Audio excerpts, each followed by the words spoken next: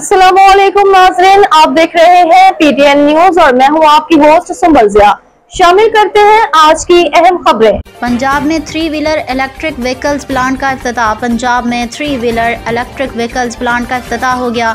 वज़ीर सनअत व तिजारत पंजाब चौधरी शाफे हुसैन ने रावण में 3 व्हीलर इलेक्ट्रिक व्हीकल्स प्लांट का इफ्तिताह कर दिया, जबकि इलेक्ट्रिक रिक्शा की तैयारी के मुख्तलिफ मराहिल का मुशाहिदा भी किया। इफ्तिताही तकरीब के दौरान चौधरी शाफे हुसैन ने सनतकारों से खिताब में कहा कि वज़ीर आला मरियम नवाज़ की क़यादत में पंजाब हुकूमत का इलेक्ट्रिक व्हीकल सेक्टर के फ़रोग़ पर फोकस है। सूबे की EV पॉलिसी जल्द आ रही है, जबकि इन्वायरमेंट क्रेडिट पॉलिसी पर भी काम हो रहा है। चौधरी शाफे हुसैन ने कहा कि चीन से 1000 इलेक्ट्रिक बसें मंगवाई गई हैं। कोशिश है कि इलेक्ट्रिक बसों का असम्बलिंग प्लांट पंजाब में लगे।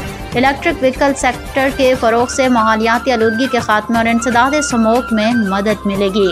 मरियम नवाज़ ने सियालकोट में 1400 एकड़ बंजर अराजी पर इंडस्ट्रियल स्टेट बनाने की मंजूरी दे दी।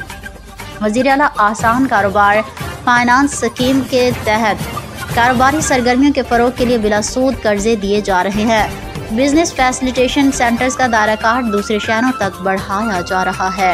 न्यूज स्टूडियो से अब तक के लिए इतना ही। मज़ीद खबरों और अपडेट्स के लिए देखते रहें पीटीएन न्यूज। अल्लाह निगहबान।